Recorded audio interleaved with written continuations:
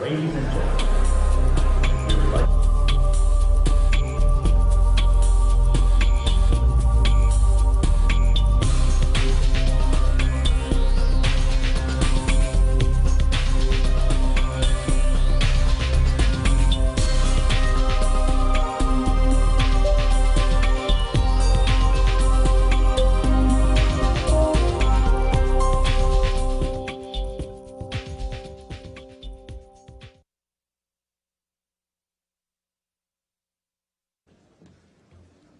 Good evening. My name is Asha Karan. I direct the lecture program for the Bronfman Center for Jewish Life here at the 92nd Street Y, and I'm delighted to welcome you all here for tonight's program. Both those of you who are here in-house tonight and also those joining us via our live from New York's 92nd Street Y satellite broadcast program.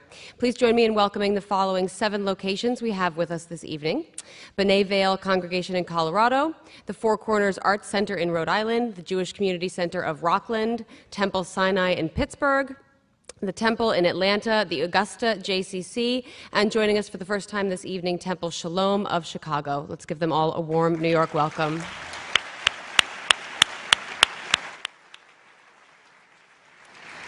We will be collecting questions for our speakers from our remote locations via email and from our audience in-house tonight on index cards you were handed as you entered. If you have questions for our guests, please write them down as legibly as possible. Please, your question has a much better chance of getting on stage if I can read it.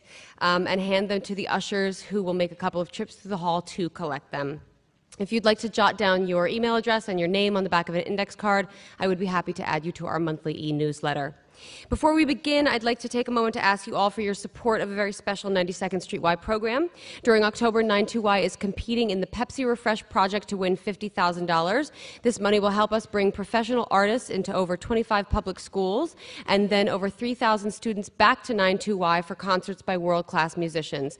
These kids do not have access to the arts in their school, and it is 92Y that provides this important exposure, introducing them to the world of music both in the classroom and the concert hall.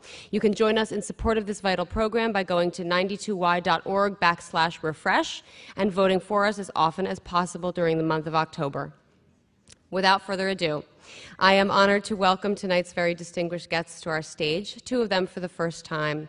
Tariq Ramadan, professor of contemporary Islamic studies at Oxford University, was named one of Time magazine's most important innovators of the 21st century. In 2004, Professor Ramadan was prevented from entering the U.S. by the Bush administration and was barred from the country until spring of 2010, when Secretary of State Clinton lifted the ban. He is president of the European think tank European Muslim Network, EMN, and author of In the Footsteps of the Prophet, and most recently, What I Believe. Christopher Hitchens is a columnist and literary critic at The Atlantic, Vanity Fair, and Slate.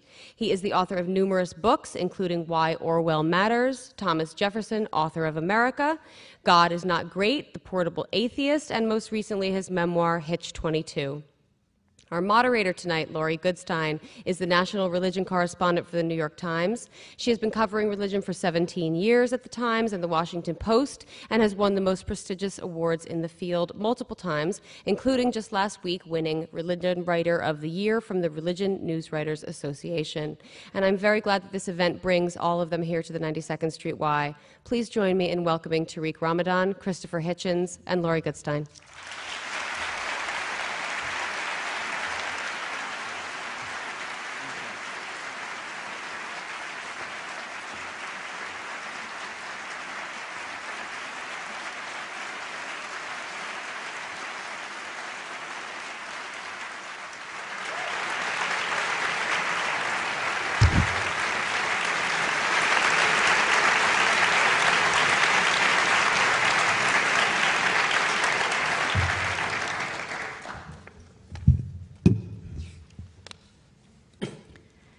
Six days after the September 11th terrorist attacks, it was President Bush who went to the Islamic Center of Washington, D.C., and proclaimed that Islam is a religion of peace. At the time, the remark was barely a cause for controversy. Instead, it was greeted by most as a call to civility, a note of sanity, a warning to fanatics who might consider taking revenge on some innocent Muslim women shopping for groceries in a headscarf. But now, 9 years later, President Bush is widely accused, in retrospect, of having succumbed to a momentary case of political correctness. Many people now believe that his Islam is peace remark was born either of ignorance or of expediency. It did not even take another successful act of terrorism to set off the season we just lived through, the endless summer of holy war. The instigation was a proposal to build the mosque at Ground Zero, or, if you prefer, the mosque at the old Burlington Coat Factory in the financial district. What ensued was nothing less than a referendum on Islam. My work means that I travel around the United States asking total strangers a lot of nosy questions about religion. I've found that this question, is Islam a religion of peace, more than any other, is now the one on people's minds. But let's acknowledge that to many, the question before us tonight is either absurd or offensive. To one camp, the question is absurd because the answer is patently obvious. Just look at the headlines, they say. If 9/11 is not convincing enough, what about the suicide bombers in Iraq, Afghanistan, Israel, Spain, Pakistan, and for God's sake, even a tourist retreat like Bali? They say, what about Major Nidal Hassan, a psychiatrist in the US Army who shot his own colleagues at point blank after he spent years studying and reflecting on his Muslim faith? Was he under the influence of psychosis or of Islam? They ask, why do honor killings seem to be a Muslim phenomenon? How could a religion of peace permit a father to order the death of his own daughter? This camp says not only is Islam not a religion of peace, it is intrinsically a religion of violence. The question is absurd, the case is closed. Yet there are others who consider the Islam and peace question not so much absurdly obvious as utterly offensive. This camp asks, how can you condemn an entire faith, a religion followed by nearly 2 billion people, because of the atrocities committed by its fringe extremists? They ask, why blame the faith when the terrorists are clearly driven more by political ideology than by theology? They ask, why do we not apply the same judgment reserved for Islam to other religions? Why didn't the ethnic cleansing of Bosnia-Herzegovina prompt widespread rumination on whether Serbian Orthodox Christianity is a religion of peace? When Roman Catholic priests and bishops were complicit in the genocide in Rwanda, the world did not blame Roman Catholicism, but the blame fell. Yes.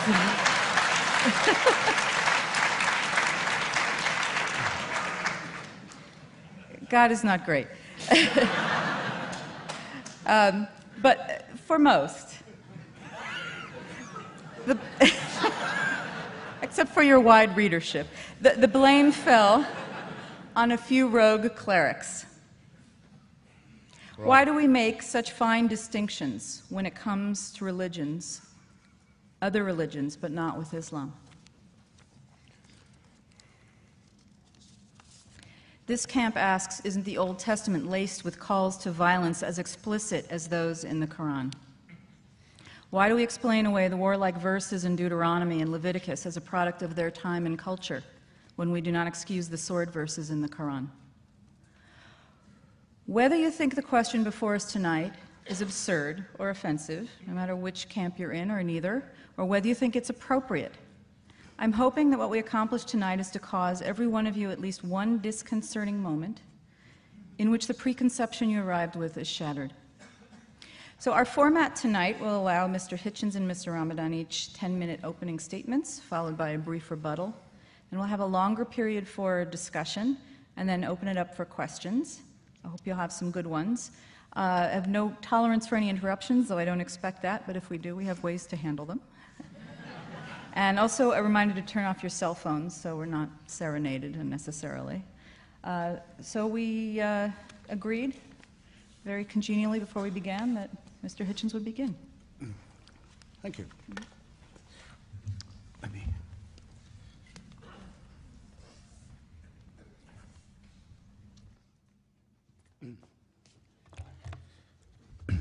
Assalamu alaikum. Shalom. Welcome back to the United States. Thank you, Laurie, for your introduction. Thank you very much, ladies and gentlemen, for coming. I have to be brief, so I'll be terse. Like a number of people who are students of religion, I've spent a lot of time lately, as you should if you have the opportunity, I recommend it very highly, with Professor Dermot McCulloch's History of Christianity. Marvelous work of scholarship and literature, written by a mainstream believer, extraordinarily broad and deep, in which he ponders one very important question, the only one I've got time for now. What happened to the word Christendom? Remember, there used to be such a term. It used to extend across the world, and the hope is that it would extend even further. And it was unironically used to mean those areas of human civilization, and areas yet to be civilized, of course, where the word of Jesus Christ reigned or would reign. And it's all gone. The word is never used except historically or sarcastically now. And McCulloch doesn't say it ended because of the Crusades, though he could. It didn't. Crusades didn't kill it. Not because of slavery, mandated by Christianity. That didn't kill it either. Nor the mass murder of colonial subjects in the yet-to-be Christianized world. That wasn't sufficient.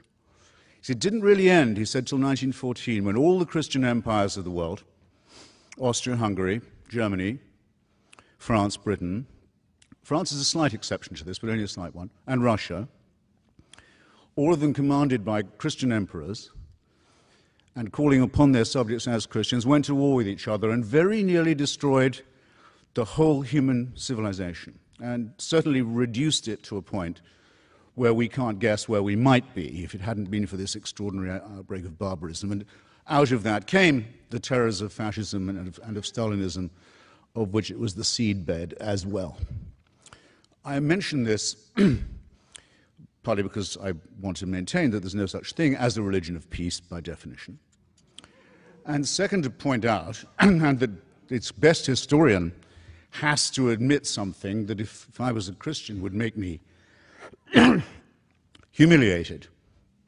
But because there was another empire involved in that war, the Ottoman Empire, which also came to an end, its other name was the Caliphate, the Muslim Caliphate. It went to war on the side of German and Austrian imperialism and Hungarian imperialism, and it lost not just the war, having proclaimed a worldwide jihad against Christianity, except for German and Austrian and Hungarian Christianity, which were its allies. And it didn't just lose the war, but by 1924 had been dissolved by the Turkish leadership, by Ataturk. It lost the Caliphate. And that's the only one that still has supporters. The other Christian and religious empires have all gone. But the Caliphate still has fans, not just in the Muslim world, sometimes referred to by Muslims as the Dar al-Islam, the House of Islam, but also in what some Muslims call the Dar al-Harb, the House of War, the part of the world that isn't yet Muslim. There are Caliphate clubs in London now and Berlin and elsewhere, quite important ones. And what I want to know is why that is and what we should think about it. Believers in this fantasy have, Laurie's spared me the need to say much of this, have committed extraordinary atrocities in Istanbul, in Madrid, in India, in the Philippines, in Indonesia, and of course in our own fair city. And the pretexts for it vary. They can be, the excuse for the mass murder can be that Australia has helped East Timor become independent from Indonesia. They can be that Newsweek has printed a false story about the desecration of a supposedly holy book. You never know what it's going to be next. But everyone knows to be careful about it, and everyone understands that the threat of violence that backs it is believable. And that's my opening position. Now, you will say, I can hear it already being said, you may be saying it already to yourselves because the defense mechanisms kick in. And in any case, Laurie already said it for you. And I hope Professor Ramadan won't feel the need to say it again, but if he does, fair enough. You may say, that's not the real Islam. Those aren't real Muslims. Now, isn't that a fascinating objection? Is there anyone in this room, I exempt Professor Ramadan because it's his turn to speak next, is there anyone in this room who would care to arbitrate that question? Who is to say? Where is the authority that defines who is a true son of the prophet or true interpreter of his work? Part of the problem to begin with, and it's part of the problem because it is a religion, is that it's perfectly true to say we don't know who the true Muslims are. How right that is, who does speak for it. Only the second problem with defining Islam as peaceful, only the second problem with defining it as peaceful has to do with the fact that it's highly fissile and highly schismatic, that there is a civil war going on within it, the religion of peace. As we speak, at least one civil war between the votaries of this religion of peace is already taking place, and some of it is exported outside that world into ours, very salient fact. The first reason, though, is this. Islam makes very large claims for itself, very large claims indeed. It claims to be the last and final religion, the last and final revelation. When you see bumper stickers, everyone says you can't reduce major things to a bumper sticker. It's not my idea to have bumper stickers saying Islam is the solution. It's a well-known slogan, actually, of parties associated with the Muslim Brotherhood. They say Islam is the solution for everything. It takes care of all your life and the one to come. Sexuality, political economy, banking, diet, relations with other religions, everything. It's a total solution. What is creepy about the word total? I hope I don't have to tell an audience like this. It's the first 5 letters of the word totalitarian. It's absolute. It's absolute. It's all-inclusive. It's unanswerable. And oddly, for a religion that makes such large claims, notice another thing about Islam, it doesn't particularly like having these claims questioned or scrutinized. In other words, just as there is with all religions an inverse relationship between the claims they make and the evidence they can produce for them, you must have noticed that, with Islam, a younger religion, and perhaps therefore more in its first flush, there's an extraordinarily strong willingness to say that any challenge to its absolutist claims is by definition profane. And profanity and blasphemy can be the antecedent to very severe punishment, and often are, for Muslims and for non-Muslims. And this is not a road of peace in my submission. Thus my first point completed. The claim to govern everything from hygiene to sex and the afterlife, which contains detailed prescriptions for the good and bad versions of itself, again strikes me as somewhat totalitarian, and they're both based upon 2 very, very questionable and not very peaceful concepts. One is the idea of a perfect human being, the Prophet Muhammad, and the other is the idea of a perfect book, the Quran, the recitation. Now, the category perfect human primate or mammal and the category flawless book that could possibly not use any kind of change, revision, or editing are categories that do not exist. There are no members of these categories. Therefore, any challenge to this faith is bound to lead to heresy and to schism, and does. And just as all forms of absolutism and totalitarianism, leader worship and revealed truth, unalterable text, always do, because they can break, perhaps, but they cannot bend. And thus the latent potential of violence between them, among them, as well as within them, is very great. And at any moment, someone is in danger of being accused of being an apostate or an unbeliever. This week, the Coptic Pope of Egypt, Pope Shenouda, who represents 10 million Egyptians, was hustled onto Egyptian TV. He's not asked on all that often. I don't think he was even asked on this time. I think he was told he'd better come on. Why is the leader of Egypt's huge Christian minority suddenly compelled to make a TV appearance? Because one of his bishops had said in an interview that he thought that some of the verses of the Quran showed signs of having been added later on and to have been later accretion. And Pope Shenouda was forced onto the television to say, it's not that that didn't happen, it's it couldn't have happened. It shouldn't even be discussed. So that it has to be claimed even by non-Muslim subjects of a Muslim state that there is, after all, because no Christian claims this about the Bible anymore, no Jew claims it about the Pentateuch. After all, yes, there is just one book that's completely word and letter perfect from the first time it was not even written down, but recited. Now, demands that you believe the impossible do not lead to peaceful outcomes. Nor do they lead to peaceful or tolerant regimes.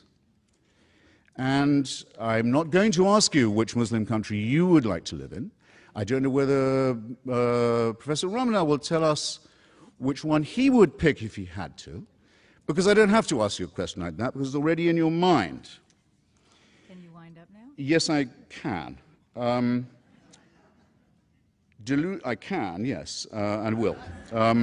Shall, in fact. Sexual repression doesn't lead to peace. The idea that women are inferior to men is a profound cause of unease, let's say the least of it. All religions make some form of this claim. Islam seems to make it less apologetically than most. Claims that the world will come to an end in an apocalyptic form, which will lead to the victory of one religion or another, are not peaceful either. It's possible, perhaps, I haven't exhausted all my remarks, that the endless teaching of battle stories to children and the stories of lethal feuds from 7th century Arabia don't lead to peace, or the forcing of children to memorize and retell such stories by rote doesn't lead to peace either. It's arguable that peace isn't attainable at all. It may be arguable in some forms that sometimes in places that religion isn't even desirable, but it will not come by the fanatical adoption of a man-made text and a man-made supreme leader. Nothing but war and tyranny has ever come from the adoption of formulae like these. The only way to moral and intellectual satisfaction, even temporary, perhaps only temporary, but of any kind at all, comes to those who are willing to take the great risk of thinking for themselves at all hazards and trying to share the benefits of that tolerance and that open-mindedness with others. And with that, for now, I'll rest my case. Thank you very much.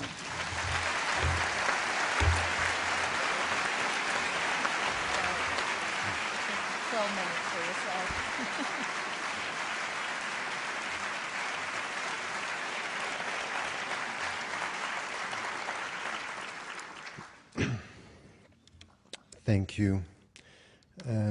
First, thank you for this invitation here this evening, and I really also want to thank once again Oxford University Press for organizing my visit here in the States, and I won't forget ACLU and others who helped me to struggle for my rights for being here in the States and being able to speak, to listen, and to contribute to the American debate or the Western debate. And I know that among us, Jamil Jaffer is here, so I want to thank you again for this support.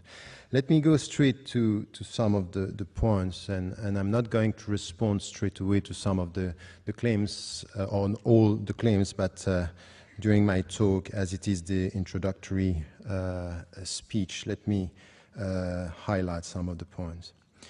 When I got the question, of course, as a Muslim and as a believer, but as someone who is coming from within the realm of religions, it was quite clear that to put it that way was not the right question to ask. Is Islam a religion of peace, or is Christianity, or is Judaism, or is Buddhism a religion or spirituality of peace? Doesn't mean anything for me. It's not the right question. It's not the accurate question.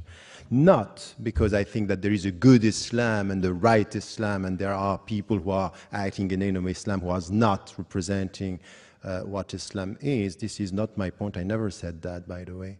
But the point for me is really to try to deal with a phenomenon, with religion from within, and to try to understand the dynamics and to understand the trends and to understand the diversity. So just to essentialize one religion by saying it's all about war, it's all about peace, and even, you know, said by George W. Bush doesn't mean anything for me.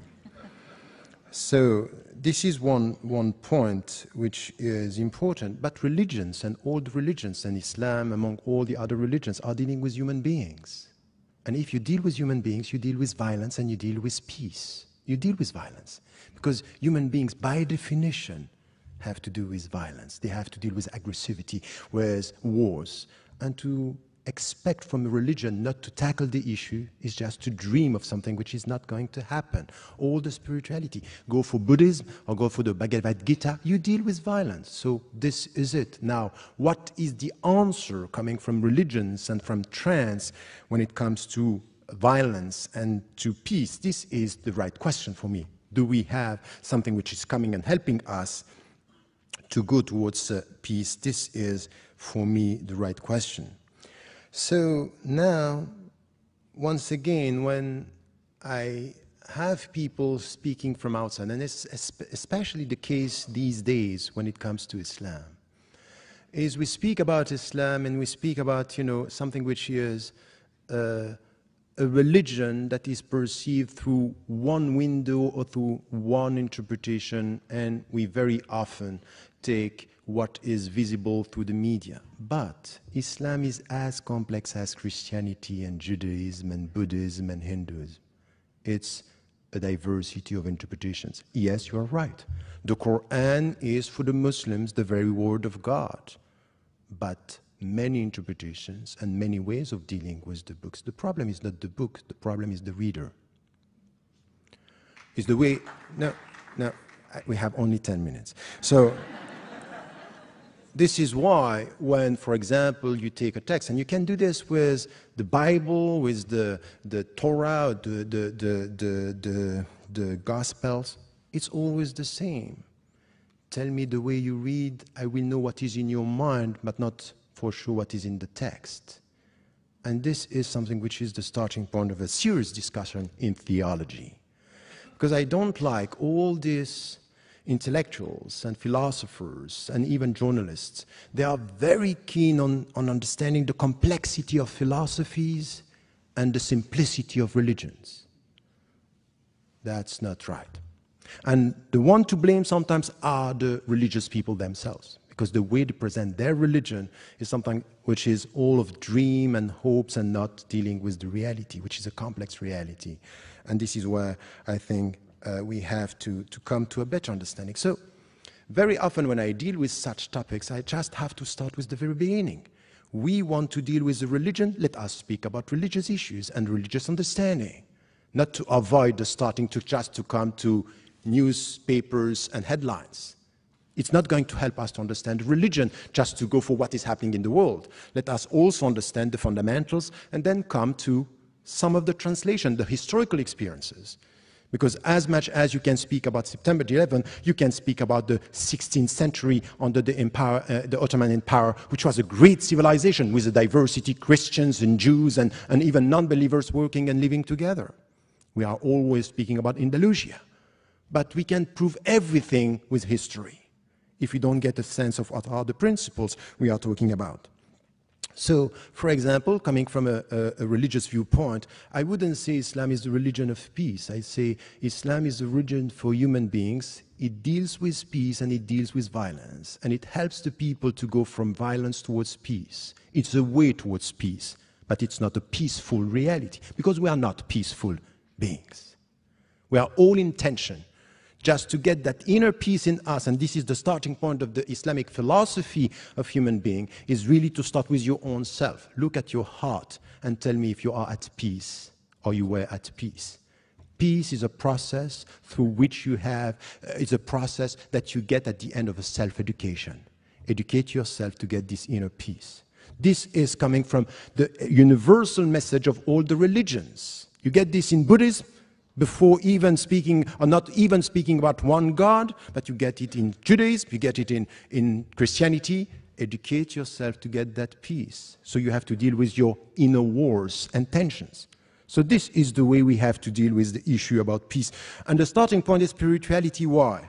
Because at the end of the day, it's really something which is important. And this is the difference that you can find between Islam and the Greek tradition. If you come back to Socrates, Socrates was saying your body in itself is bad. And this is why you have the soul helping you to educate your body and to master your body. In Islam, there is nothing like that. Your body is not bad, is not good, and your soul is not bad, is not good. It depends on what you are going to make out of it. It's your responsibility because you are free. Your dignity is in your freedom, and you have to use your freedom to make it bad or to make it good. Take the good decision for your body, that's good. Make the bad decision, that's bad. So it's all a question of educating yourself with your own body.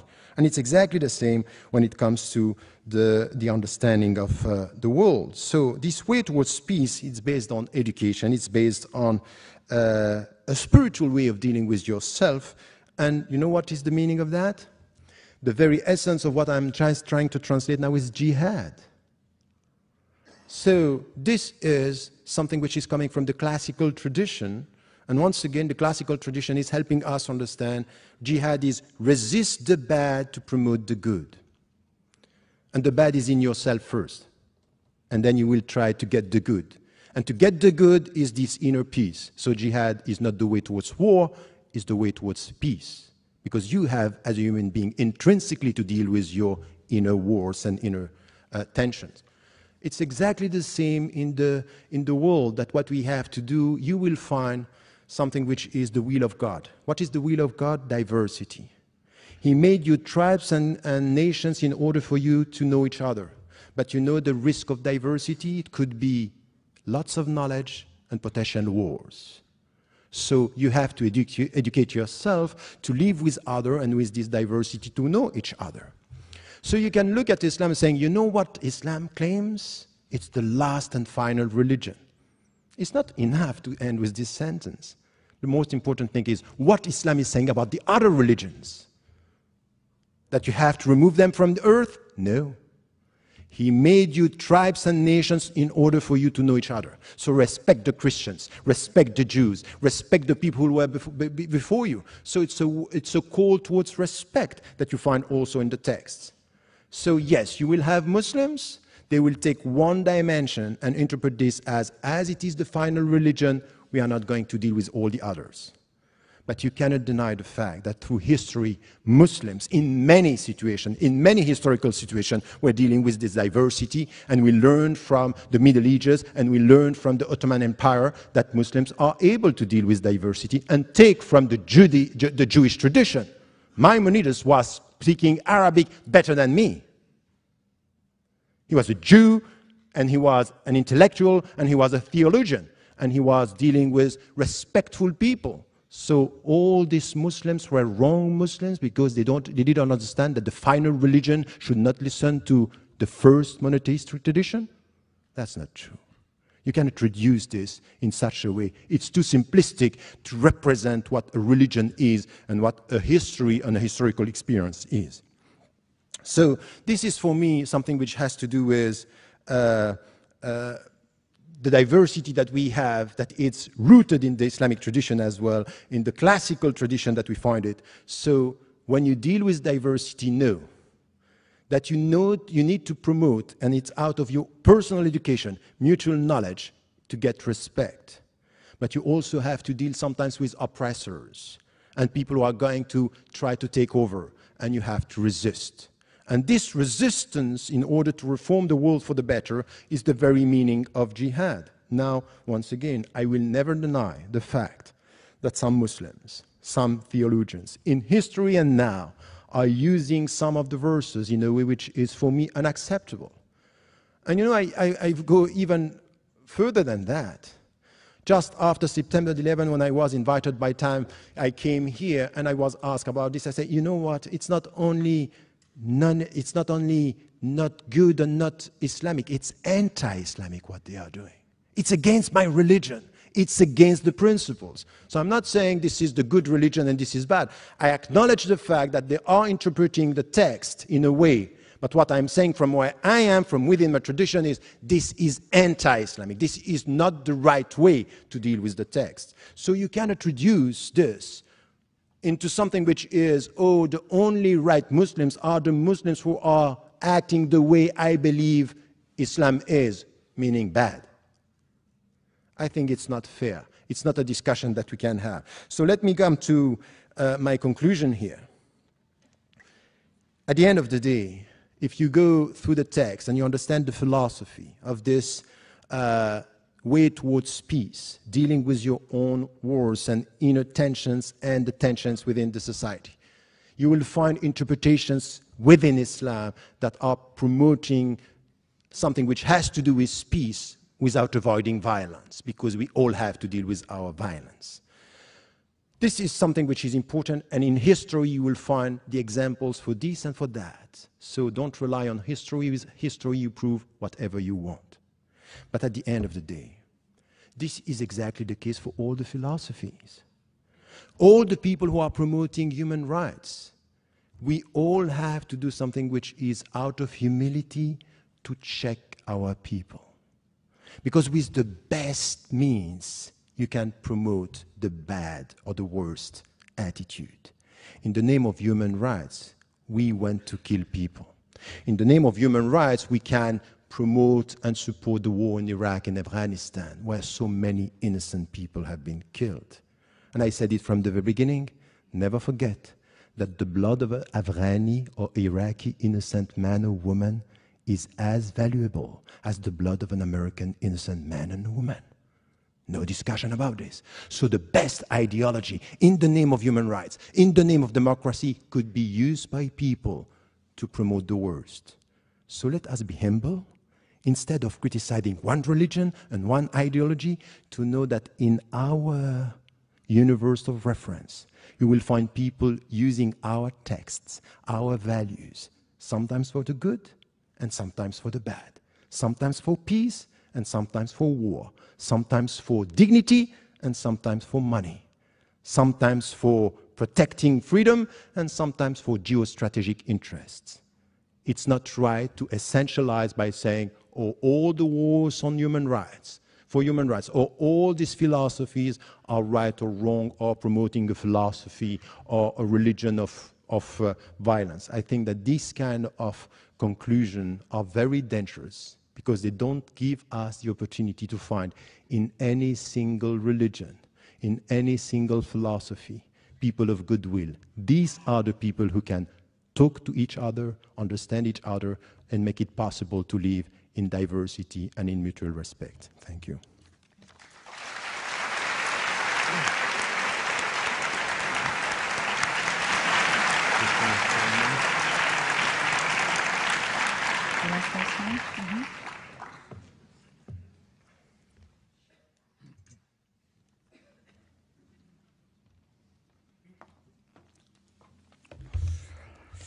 Well, I also don't think that the motion, if that's what it is, chosen for this evening, is a particularly good one.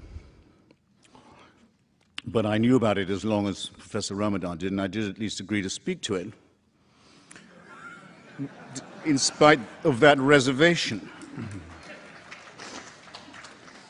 And I make this not just as a point of self-pity, but because, for example, someone in this great city who's become used to making nice these days, Imam Rauf, who describes himself as both founder and visionary of whatever the downtown establishment is now to be called, wrote an article, I'm pretty sure it was on the eve of Yom Kippur, for the New York Times, in which he said, when you think about it, this is one of the most hand-washing statements I've yet heard him make in the Make Nice department. When you think about it, our word, Islam, is almost exact translation of your word, shalom. I didn't say it. I've never heard anyone else say it. It isn't true, among other things. Islam may have some relationship to the word salam, which can have some relationship to the word prostration or religious observance. It may. But we know what Islam means, is intended to mean, and does mean, is surrender to God. Acceptance of God's surrender, sometimes translated as submission, but in any case, the resignation to the divine will. Again, not, in my opinion, a prescription for peace, but that isn't my only objection to it. I don't think that abjection or fatalism or the prostration before a divine, or let alone before holy men who are interpreting the book, is a recipe for good health of any kind, mental or physical, since we're talking about the Greek concept of the body and of the spirit and of virtue. Just to get that out of the way. Now, you're right. I was surprised to find myself saying, Professor, when you say that the problem is not the book, but the reader. In the case of the Quran, that is certainly true of me. It's true probably of every book I've ever read, that there are difficulties I have with it or capacities I don't have with which to approach it or understand it. But if I'm reading the Quran, I certainly say, well, I can't tell whether this book is the Word of God or not. I can only doubt that there is such a thing. But I can hope that this was a bad day for God. Can't I? And I can hope to live in a country where I can say that and get applause. Ah.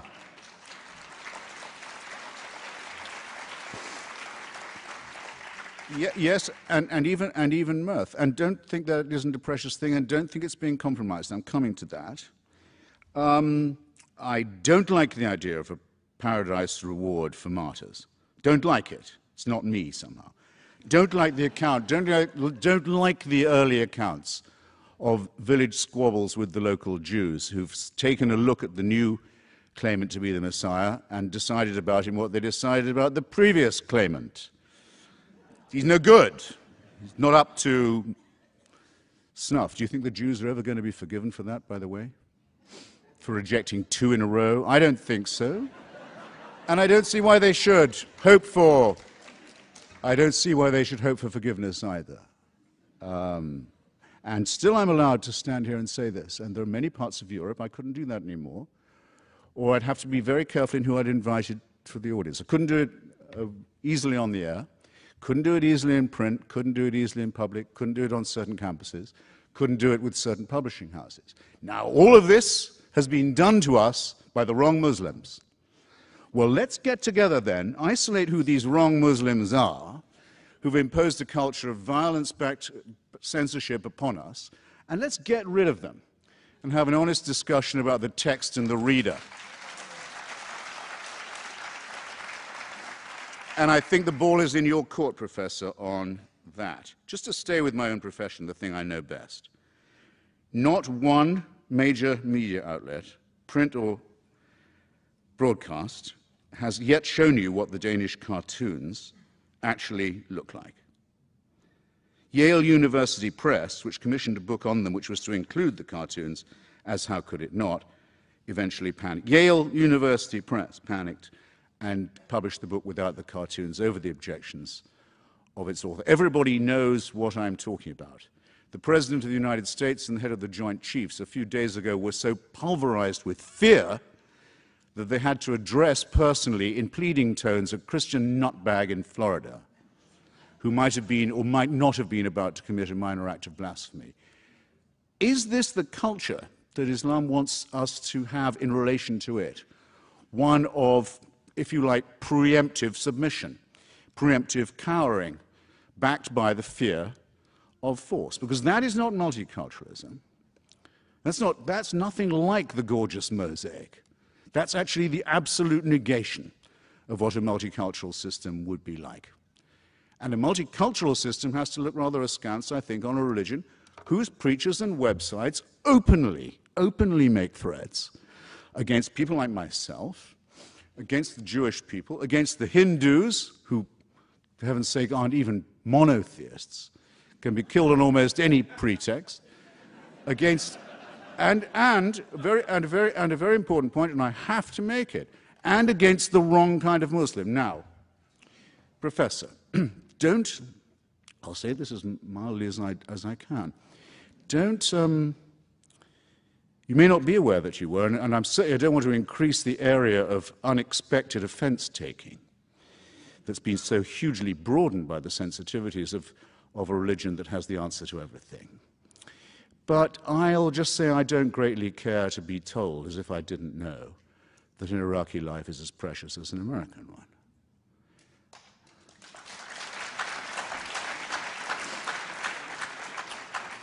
And as someone who's visited Iraq quite a lot, had the occasion to think about it a good deal, I wonder if you could mention anything the United States has done in Iraq that is remotely as criminal as sadistic and as violent as the blowing up of the Mosque of the Golden Dome in Samarra.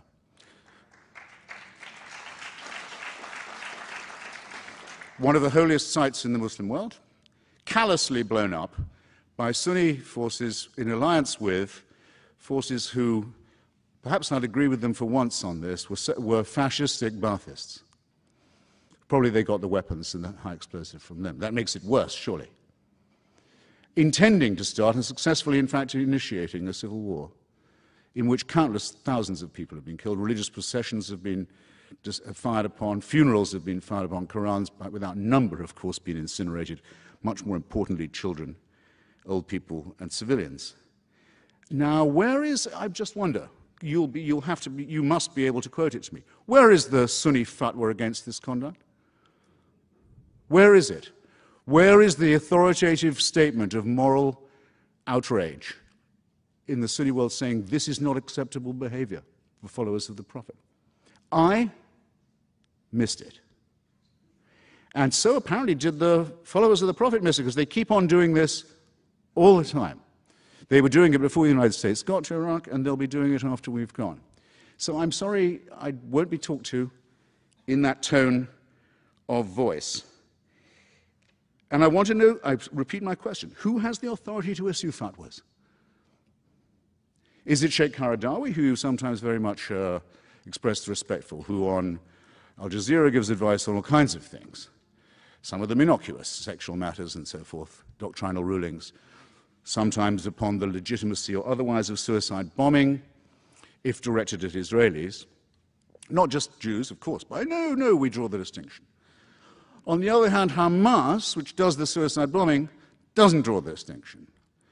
If I can't issue a fatwa against Hamas, if I'm a Muslim, if there's no one who will and they won't, surely someone could say, we don't think Hamas should have on its website and manifesto the reproduction of the protocols of the elders of Zion, a Christian fascist fabrication that is one of the warrants for the Nazi exterminationist solution.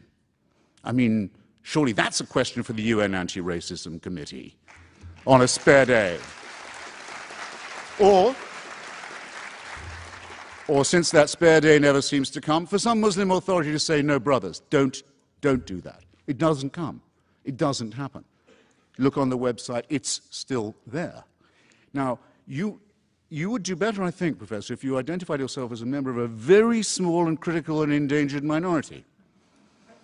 Someone who really is against all this and will say so, and will also decry the fact that the religion itself can't seem to throw it off. But you seem to have that a little bit both ways.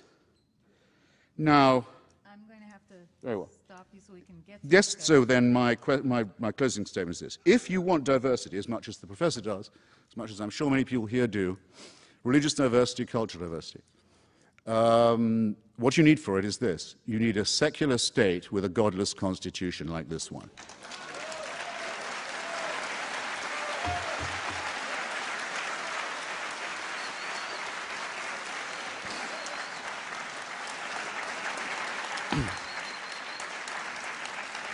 To speak as you did of the Ottoman Empire as a place where there were not just Muslims but Christians and Jews is either not to know yourself or to expect others to have forgotten or not to know what it meant to be a non-Muslim under the Caliphate or under any similar theocratic Muslim authority to this day. No, what we need, secularism is the only guarantee of religious freedom, and yours and that of every other Muslim we will defend. But you won't be surprised that we have some questions for you in the meanwhile. Thank you.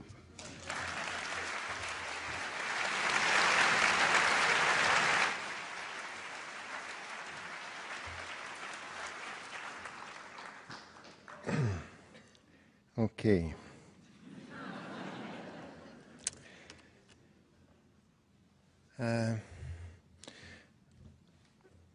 You laughed a lot, make laugh the people. And I have a problem with, we are talking about people who are being killed, talking about people about wars, that's fine. I have a problem with the way you are putting things here. First, you know, when you said the first remark, say, okay, you know what, total, these are the first letters of totalitarianism, because Islam is a comprehensive religion, by the way, exactly like Judaism and Christianity. I never met a rabbi, a Christian, telling me you are with God on Saturday and with the devil on Monday, or what's that? But in Islam, it's as if it's all together. It's a very simplistic way of dealing with Islam. It's a comprehensive religion, but there are rights of God and rights of people, and you have to differentiate, and it's very old.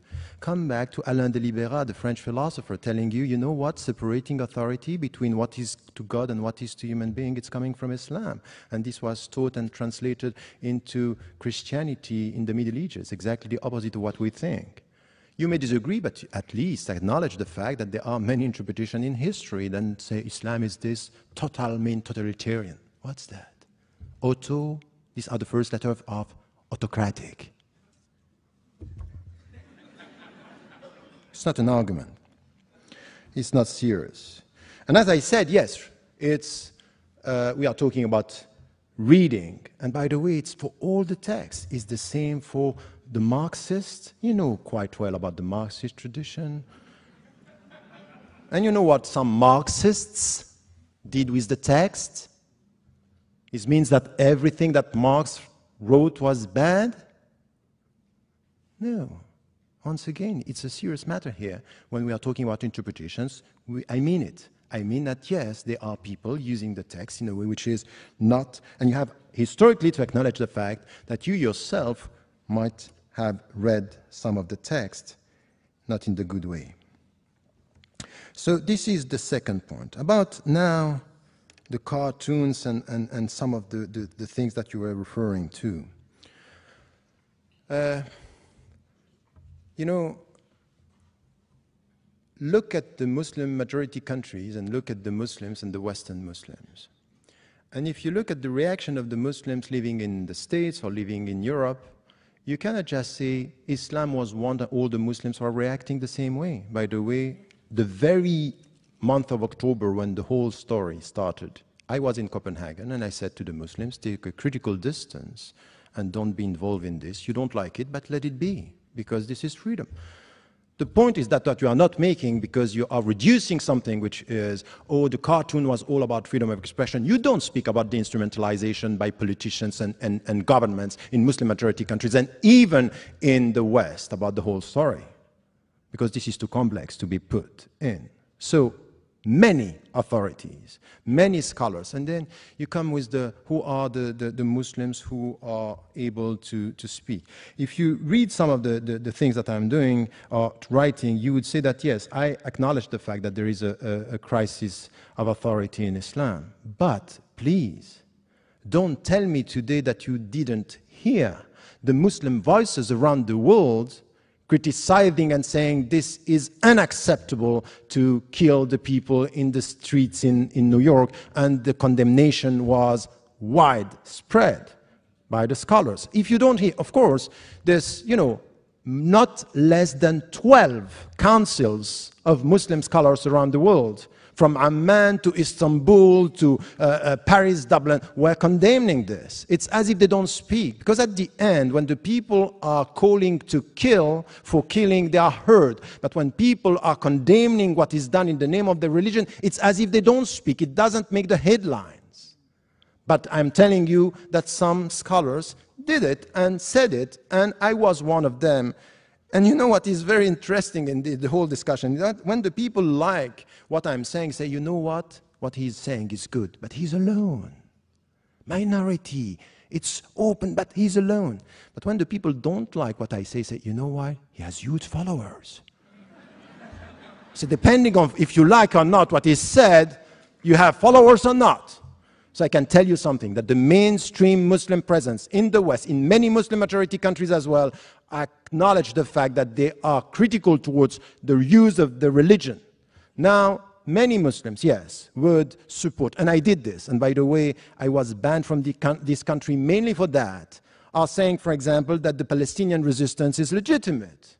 And I said that, and I repeat this here. But I also said that the means used to kill innocent civilians and innocent Jews in an Israeli in Israel, I cannot accept that. Have you heard that? I said it. So, and I am not alone. I'm not alone. So once again, it's many interpretations. Listen to this and also be respectful of this diversity and the way the Muslims are dealing with this. So the fatwa, the legal opinions, are coming from everywhere when you speak about some of the issues, because you know it's sensitive, so you put it in a very simplistic way. Women, violence, Hamas, and all this together, it gives the impression, oh yes, yes, this is right. But you don't give the people all the interpretation, everything which is done in every one of these fields, coming from the Islamic tradition and scholars of today, trying to improve the status of women, trying to condemn violence and to promote justice and peace. You also have to deal with this. At the end, you may have a problem with religion much more than with Islam. And to tell me at the end of your speech, the only right solution is a secular, godless constitution in the United States of America, I think is problematic. Because I don't think it's a godless nation here. There is a reference. So, no. Only the Constitution. No, only the Constitution. No, but I don't think that even the politician and even the president of the United States of America is referring to something which is a godless secular system. Or I don't understand all the speeches I listen to. But the point is that my way of dealing with the secular or separating authority, I don't have a problem with separating authorities. I don't have a problem with this. And it's even my solution in Israel and with Palestinians. I want one state where the people can live together under the same rule of law. But it's as if we agree on this in France, but not really in Israel, because it wouldn't be Israel. So it's a selective, not consistent approach. I want you to say this everywhere in that way, and then you are saying it, but I would say that the people who are uploading sometimes, they want this for some and not for all. So let me tell you something. I'm critical from within, and I think that I'm far from being the only one. And from within the Islamic tradition, listen to also, for example, the Western Muslims, who the way they were dealing with the September 11th. The way they were dealing with the cartoon crisis, the way they were dealing with fitna. Many of them were saying, no, don't be involved. In the United States of America, how the Muslims reacted to all this controversy on the mosque here in New York, or in burning the Quran Day. Listen, were they all violent? Or have you heard some voices of reason and peace in this country? I think if you are honest, you heard these voices of peace, of people referring to their religion and saying, we are Americans and what we want for this country is a peaceful, proactive existence and coexistence. I think that this is also coming from their ethics, their values, and you have to value this as being the future. So to dream of something which is a godless future, I think it's a wrong dream. But to be able to deal with all this diversity and to listen to the voices, instead of rejecting an entity as something which is bad per se, let us look at the people who from within are trying to do good with what they are and what they believe in. I think that this is the way forward for all of us, and this is the way I would put it for the future. And I'm not talking about wrong Muslims.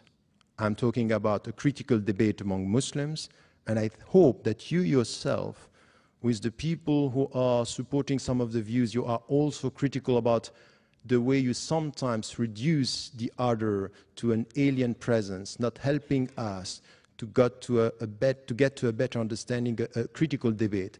Sometimes I'm just lost with the way you put things, because the debate is closed before it started.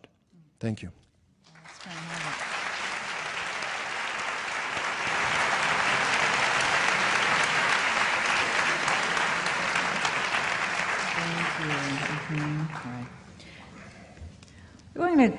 try to get to the core of some of what you raised, and then get to some questions. That ran long, but I think it was very fruitful. I want to distill something that came up here. Two important things. One is the question of authority in Islam. A scholar once told me that he thinks the problem with Islam is that every Tom, Dick, and Harry can give fatwa, and that there's no pope, there's no magisterium, and so in some ways what you have is leadership by whoever has, the biggest audience. Now, right now, one of the most revered scholars is Yusuf al-Qaradawi, and he says he takes an opposite position from Professor Ramadan on the question of suicide attacks in Israel. He has a program with 40 million listeners, and he has a website. And he says that suicide attacks on Israeli citizens, even women and children, are acceptable because all of Israel is a militarized society and all citizens are combatants. So the question here is, he's got this very large audience, and since there is no arbitrating authority, there's no single authority, is not what Islam becomes whoever has the biggest audience, has the sway in what the faith is? I think that I think it's true. If we look at what is happening now in the Muslim majority countries as well as in the West, that there is something that we can call a crisis of authority. In the book Radical Reform, I'm tackling this from many viewpoints, and not only from political discussion. It's really even in our way to deal with sciences, human sciences, ethics. We have this problem. When you don't know how to manage diversity, it ends up with division and not knowing who is leading. And this is the way. We don't have a church, so we have diversity in Islam. So we have to know how to manage this, and it's problematic. And I would say that if you look today at what is happening, even though we have this crisis, if you look today at what is happening around the world, you will see that we have many councils. Still, the mainstream is not promoting, violence and extremist views. The mainstream is promoting, what is said, for example, about Western Muslims or Muslims living in Muslim majority countries is about transparency, no corruption, democratization. This is the mainstream that is coming. Now we have voices. And you speak about Yusuf al-Qaradawi, and you were saying that I was one of supporters of him. I have one position in everyone and everybody I'm dealing with, in history, in the past, and as is in the present. I read what is said, and I try to be selective. So, for example, on that point, killing, I said no, I disagree. On identity, and when he once was very harsh with me saying, no, we have one identity and it's Islamic, I said, no, we have multiple identity. I'm Swiss by nationality, Egyptian by memory, Muslim by religion, European by culture. These are my identities. He didn't agree. So I talk to people, but I know that on this, for example, in Israel, I disagree with him, but you cannot reduce Yusuf al-Qaradawi in the world today to this position, because he had many other positions on women, on the society, on democracy. He is promoting something which is, he called democracy in the Muslim majority country, that you have to consider by saying, okay, on this we disagree, and on that. We need to have a critical debate. You cannot just, because one position, we don't like one position, we remove the people from the landscape. No, they are part of the landscape, and they are heard in the Muslim majority countries. So this is my position on that. Well, I'm certainly not going to criticize Islam for not having a pope. And in fact, it would be your vis-a-vis in this discussion was horribly in error in any case, in that Christianity never had only one pope, and still doesn't. I mean, there were several Catholic claimants to the papacy at different times, just among Roman Catholics, but today, I mentioned one of them, the Pope of the Coptic Christians based in Cairo. The Eastern Orthodox don't call their leader the Pope, they call him the Patriarch, but the Christian world is full of Pope types, usually anathematizing one another. The Pope is just the word that innocent Americans use for the man who claims to be the leader of the Roman Catholics. So I don't think it's possible, in fact, to have a moral authority within religion, because I think the two things are so sharply divorced. But this doesn't lead to just chaos, because, and it certainly doesn't lead to the dictatorship of minorities or extremists. I'll give you two examples quickly. In the case of the moral blackmail of Denmark that was backed up by a physical threat to destroy its economy and burn out its embassies across the world, well-coordinated attack of sabotage against a small European democracy. The organizing group was a thing called the OIC, the Organization of the Islamic Congress. Groups all the Muslim countries in the world. It's an increasingly powerful lobby at the United Nations, hopes to pass an international resolution forbidding all criticism of religion, all forms of blasphemy and profanity. Every ambassador of those countries in Copenhagen went to Mr. Rasmussen, the Prime Minister of Denmark, and told him, under the threat of violence, he should change his law so as to allow him to determine what went into the Danish newspapers. And when he said he couldn't do that, things got a lot worse. Now, that's the ambassador of Egypt, and the ambassador of Turkey, and the ambassador of Algeria, important countries, in the case of Egypt, containing an enormous Christian population, coming to you as if they spoke for a religion. Either this claim is true or it is not. It's self-evidently not true, but it is certainly made. Let's be in any doubt about it. And let's have any doubt that it means to extend its influence over the people who are sitting in this hall. Second, very quick, the fatwa against Salman Rushdie, in other words, the offer of money to suborn murder for the crime of writing a work of fiction in his own name by the spiritual leader of Shia Islam, that's what the fatwa meant then, means now, was, after the murder of many people, associated or not with the publication of the book, repudiated ostensibly by the Iranian government after long pressure and lobbying at the United Nations, about 10 years ago, I think that was. But I've been since then, I've had the pleasure of going to Friday prayers at Tehran University, twice, to hear the sermon. And on both occasions there were banners and slogans saying that the Imam's holy sentence against Salman Rushdie will never die. It hasn't died with the Imam. Khomeini's death warrant will always be carried out. Not, I think, a very good use of the premises of a university. I can't speak for whether it's a good occasion for Friday prayers or not. Well, it brings me to a second point. You see, there's something shady involved here. Some people say that Islam and Islamists give themselves permission to lie to non-believers. It sounds like the sort of vulgar, paranoid thing that an Islamophobe would go around saying, doesn't it? It's very easy to disprove, except that it hasn't been, as that example will just illustrate. And these are not minor threats. These are threats to the very core of what we believe is the essential thing for a society, which is the ability to ask questions, to read the books we choose, to pursue unfettered investigations. And these are flatly negated by the claims of a religion that says it is the answer to everything. Can I respond to this? Because Yes. really, I think that... No. The Taqiyya question? No.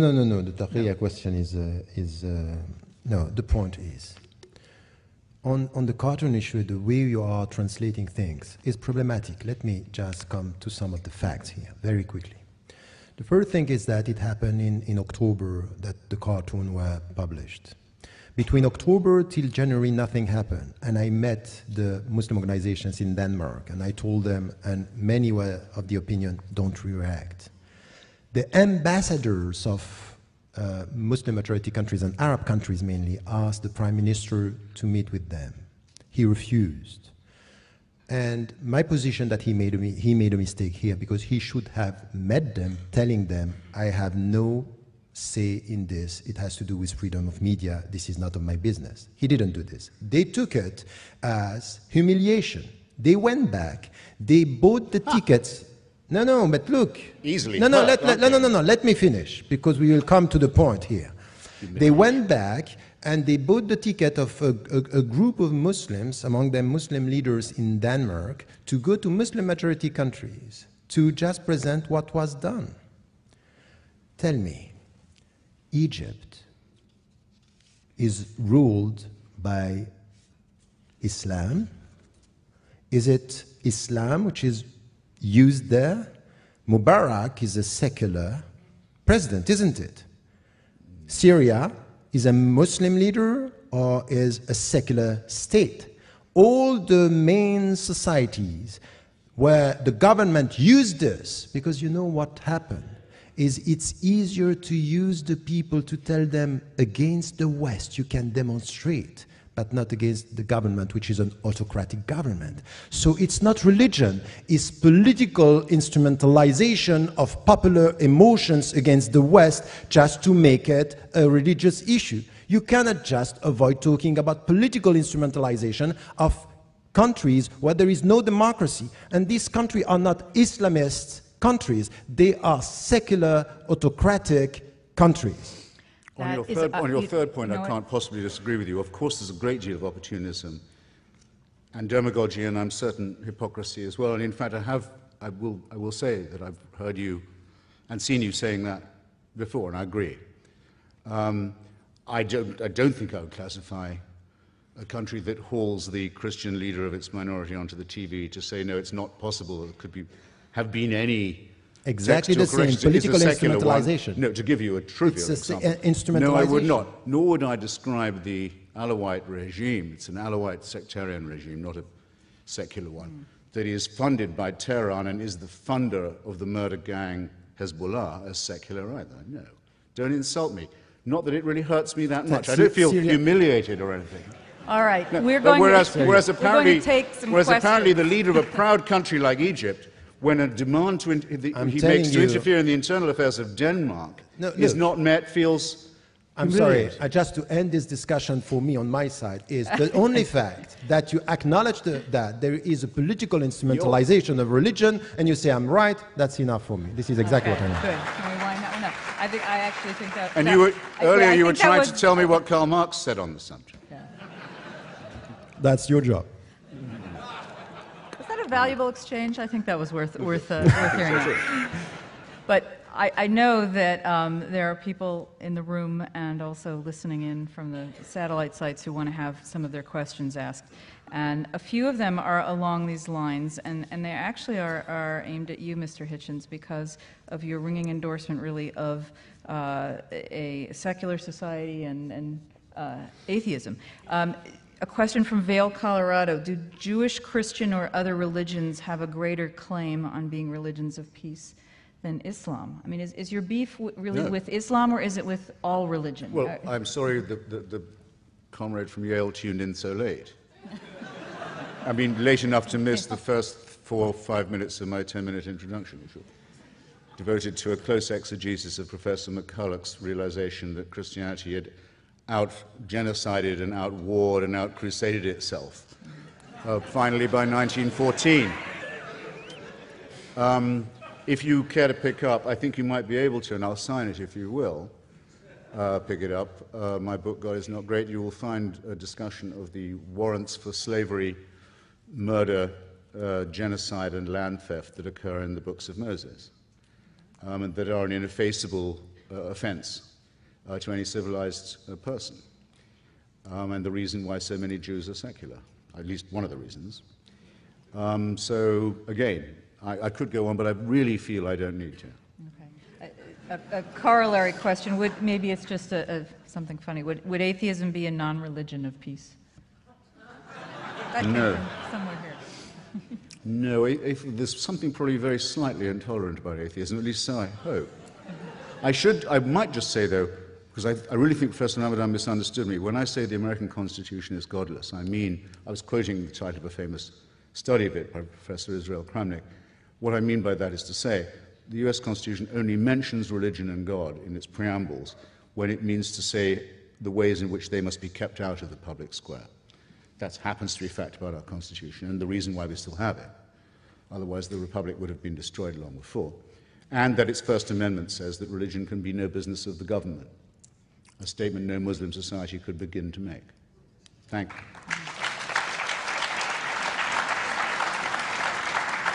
But once again, you can just refer to the Constitution and you will have Muslims just referring to text and avoiding the practical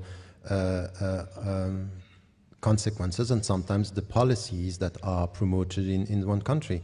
And remember that the previous president, George W. Bush, was talking when going not for the same reasons as you, or not from the same source, because you were supporting the war in Iraq, but he was doing it in the name of God.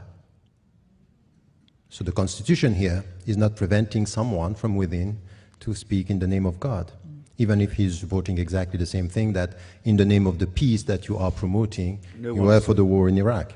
I mean, I can't imagine you're going to defend President Bush here. Well, from that, from that charge, I can. No one was ever summoned to vote for the war in Iraq in the name of God, and the president's own church, as well as every other church, Christian church that I know of, was opposed to the war, for whatever little difference that might make. None to me. This, I think this one is for Professor Ramadan. Why are there no progressive Muslim majority countries with rights for women and homosexuals, etc.? Go ahead. No, I think that, once again, if you look at the Muslim majority countries, we cannot just have something which is a monolithic vision of what is happening. What is happening now in Muslim majority countries is really, before just looking at some dimensions of, the rights of women within, or the rights of homosexuals, for example, is really to look at the situation in the whole society and the way it's progressing. Now we have the great majority of the Arab countries, they are under dictatorships. There is no freedom. Religious or secular society, this is the same for all. So if you look at this and you are expecting from within an evolution in this society, forget about it. Look now at what is happening in Turkey. Turkey is changing, moving towards something which is a more democratic system. And you see within that are rights and discussion and critical discussion that are possible. So I would say that you cannot essentialize history and say the Muslims cannot do this. It's evolving and it's changing, and it depends where you can have this kind of discussion. And the first, because there are priorities, the first is really to go towards democratization and transparency in the Muslim majority countries. And if you go to Indonesia, even though we are far from a perfect system, you have much more discussion in Indonesia today about the principles, the critical reading of the text than you have in Arab countries. So I would say it's evolving, there is no status quo, and now what is also interesting is look at what the Western Muslims living in democratic system, when they can express themselves, when they are enjoying freedom and they are not under the political pressure, what they are producing as the Islamic contemporary thought. It's moving. We are talking about citizenship. We are promoting women's rights. We are promoting the rights of the people to live and to be respected without discrimination. So look at the different historical setting and you can see that it's moving and it's changing, and there are new answers for new challenges coming from Muslims. Are you saying Turkey is moving in a progressive direction as it becomes more Islamist? Is that what you're saying? That's quite interesting, the way you translate what I said. Yeah. It says much more about what you think than what I said. But well, wait. Let me finish. You said it was moving in a more progressive direction. No, what I said is that even the people who are now leading the country, that they are referring to Islam and they were perceived as Islamists, now we don't know how to call them. Are they Islamists, or are they moderate Muslims, or are they ex-Islamists? The point is that no one here can deny the fact that not only the government, because we can be and we should be critical towards the government, but the people around and the intellectuals in Turkey and within even the party, you have new thoughts, and they are coming with something that we didn't see even in the Muslim majority countries, in the Arab countries. So speaking about the rule of law and democracy and transparency, separating and promoting what they are trying to promote, and to be in tune today with the European principles. And I would say this is the only thing for me which is important. If, for example, Turkey is abiding by the European rules, they should be able to integrate European Union, and not what we have now, because it's a Muslim majority country. We don't care about what they are trying to do. So don't reduce Turkey to labels. There are dynamics, there are people who are promoting things that are quite interesting. I went there many times, and I can tell you the women in Turkey, the Turkish women, for all the trends, not only, you know, from the secular for the Islamists, everywhere they are promoting a better understanding of Islam, a better acknowledging and resisting discriminations, and trying to work for more autonomy. And I would say this is what I said, and this is what I promote. Well, actually, I agree with you that there was a very ossified, Ataturkist, bureaucratic, intolerant system that to some extent has been opened by the challenge from Mr. Erdogan's party. But the reason why Turkey continues to be looked on askance by so much of Europe is not because it's a Muslim majority country. It was a Muslim majority country long before the European Union was formed. And no one's just discovered that. The faith of most of its people is Muslim. It's because of legal and political reasons. One of them is continued illegal occupation of the Republic of Cyprus, which is already a member of the European Union, and the expulsion of a large proportion of its population, the reduction of them to refugee status. Erdogan's been worse on that than his predecessors. The second is the refusal of Turks to admit that they're not the only people living in Anatolia, that there's another nation called the Kurds that lives there, which has language and national rights which have been negated. On that, actually, the Erdogan party's been slightly better than some of the Ataturks. And the third is the continuing campaign of falsification and lying about the massacre, the genocide of the Armenian population. A continuing disgrace which Erdogan... Okay, we won't. Which Erdogan let's not linger in Turkey too long. Has spoken of in the most thuggish possible terms. A question from Pittsburgh here. Is there an acceptable literature of interpretation of the Quran similar to the Jewish oral Torah? Does that make sense?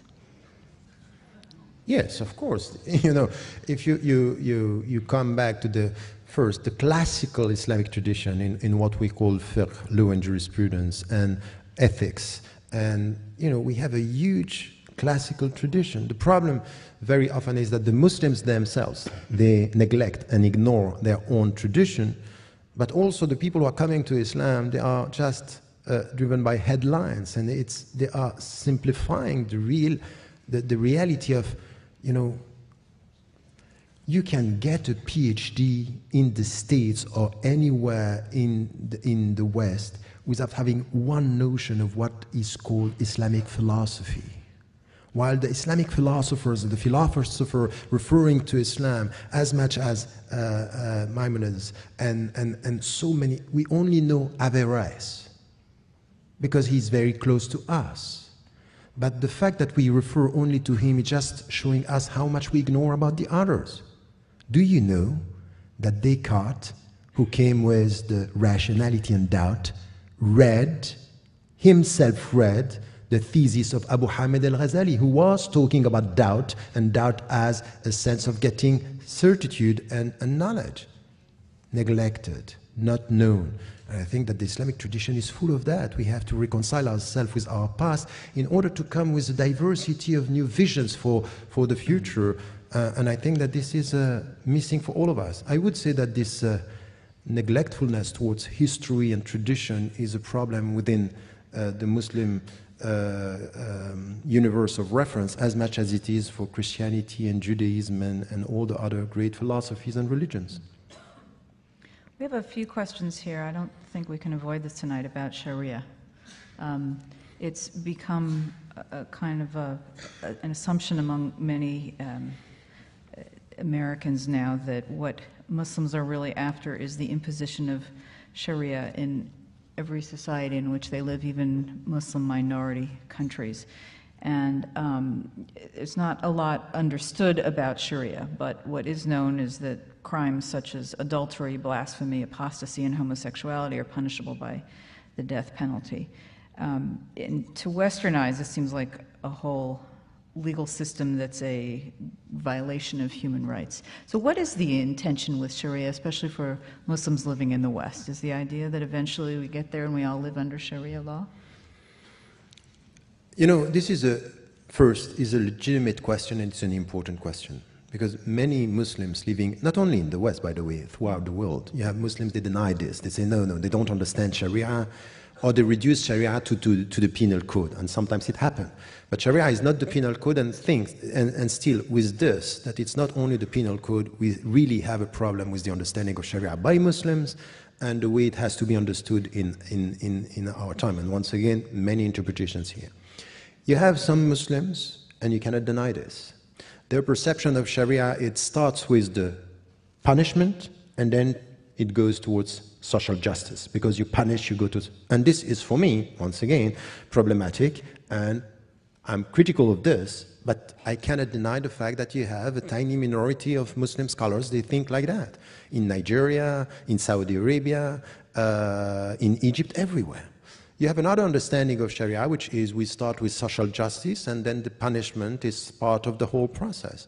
And my position, I wrote many times on that, for example, in Western Muslims and the Future of Islam, the understanding of Sharia is the way towards faithfulness, in which way we are faithful to some of our principles. So it's not a closed system. Muhammad Abdu in the 19th century, when he was studying, he was under the British colonization, and we don't want this colonization, we want them out of our country. But the parliamentarian system is the best for us as Muslims. It doesn't contradict our system. And he was of the opinion that the democratic system is not opposed to Islam. So you have trends saying this. My position on this is that Sharia is the way towards faithfulness, it's the way towards justice, it's the way towards mutual respect and living together.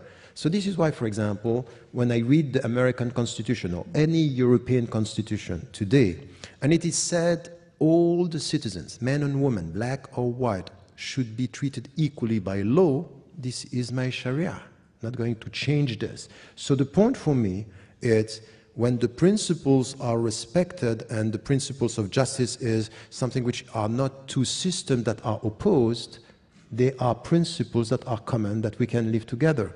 So this is where, from an Islamic viewpoint, from within the Muslim communities in the West, you will see that the mainstream position coming from all the Muslim organizations in the West is we abide by the law of the country, we are loyal to our country, and we act as active and responsible citizens within the country. And the only thing that we can say today is look at the facts and the figures and not only the perceptions, because I was shocked. But what I got as an image, I didn't think that this could happen in the States, what we had with the community center in New York by people saying Islamization of America. I saw this in Europe. I thought it was impossible to have it here. And then it came here, meaning that the people are scared, there is a great deal of mistrust. These people are silently colonizing us. So this is where the Muslims, and this is why your question is important, should come and say, look, we are American citizens, we abide by the law, we respect the Constitution, we want to be treated equally, mutual respect and equal rights, no discrimination for any religion or no religion at all. This is the way it should be. And if you look at facts and figures, millions of Western Muslims today are just abiding by the law, and they got the 3 L's that I'm talking about in the book. Is the first, they abide by the law. The second, they speak the language of the country, English as you speak English, or German or British, they speak the language, and they are loyal to the country, they want the best for their country. This is what it means to be a Western Muslims or Western or Muslim Europeans or Muslim American, and I think that the Muslims should also speak out about what they want, but they also need to be heard when they say things like this, because I have been repeating this for 25 years, and after 25 years what I get is, smart guy. He has a double talk. He say this, but he means something else. So if someone is telling you always, when you say something, that you have something else in mind, there is no discussion. This is once again the end of the discussion, because the point is that there is no trust. There is no potential discussion and critical discussion. And by doing this, let me tell you something which is also important. It's very counterproductive. Because at the end there is no dialogue. It's not possible to talk, because if you talk and say, oh, you talk in a good way, it means that you have bad intentions. And if you speak in a bad way, oh, now we know your intentions. So what do you do? What are you going to do? Could we accept that as a closing statement from you and let Mr. Hitchens make his? Oh, goodness. Because we've gone over? That's fine. I think that's a fine closing statement. Thank you.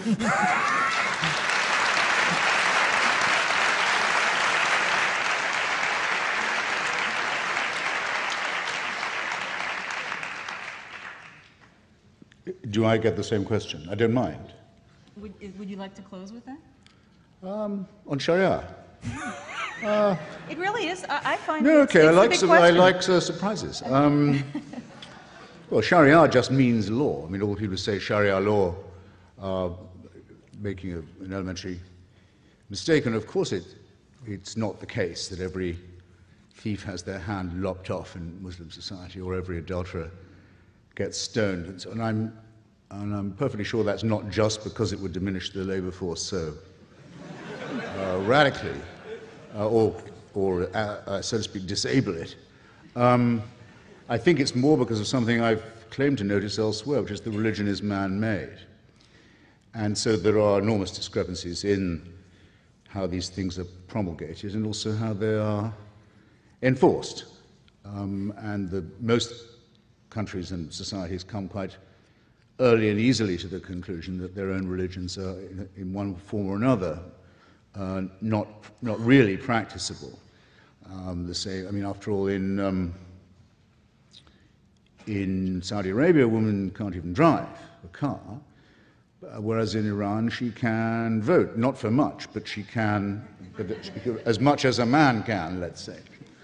Her vote can be stolen and degraded as much as her husband's or her brother. There's an infinite variation. I don't know. I can't shake what I saw once on the BBC from someone whose career in London I followed. I don't know if you know him. You wouldn't like him. A guy called Anjum Chowdhury. He's a very well-known noisemaker around London, complaining about secularism, Judaism, all this kind of thing. And he'd been in trouble with the law a few times, and was interviewed on the BBC, went on about how nothing would change until the green flag of Islam was flying over Downing Street and Buckingham Palace and so forth. And was asked, I thought quite mildly by the BBC interviewer, he said, well, if this is the way you feel about Sharia and about total Islamic rule, wouldn't you feel happier moving to a country where they already had it? And which is, a polite question, but a rather cheap one. But still, what didn't prepare me for the answer? Chowdhury looked straight at the guy and straight into camera and said, what makes you think this is your country? I thought it was a very good question. Now, why do you feel, I think I know partly why you feel, why do you feel it's necessary to affirm that? And of course a Muslim should learn the language, should obey the laws, should observe the customs and so on. Most immigrants don't feel they, so to speak, absolutely have to say that. The answer, I suspect, is that it's embarrassing to notice that in places like as far apart as Sweden and as Spain, there are groups of people who say their countries should be part of the caliphate and that that's why they've come here. And if it wasn't for those people, you wouldn't be in this position. So it seems to me that in order to be consistent, you should fear them and dislike them, find them morally and intellectually repulsive, at least as much as, if not more, than I do. And I don't say that you don't, but I do think that is the urgent priority. On the lady's question about where would be the best country to live if you were a Muslim and wanting to be a member of a sexual or gender minority, or I think she said a female or a homosexual. So hard to confuse. Actually, the easiest place for you to live in that case would probably be, I was thinking about it while Professor Ramadan was talking, would probably be, this will be my closing statement, would almost certainly be either Bosnia-Herzegovina or Kosovo. Culturally Muslim, democratic, open societies in southern and Balkan Europe that were saved from obliteration by the power of the United States, which has never had a word of thanks for what it did in that region.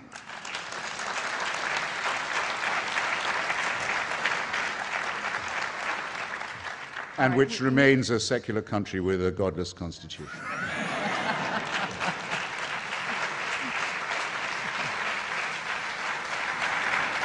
That's a note on which we can end. Which is the last best hope of humanity. Thank you. All right. Thank you both. I hope it's been an enlightening evening.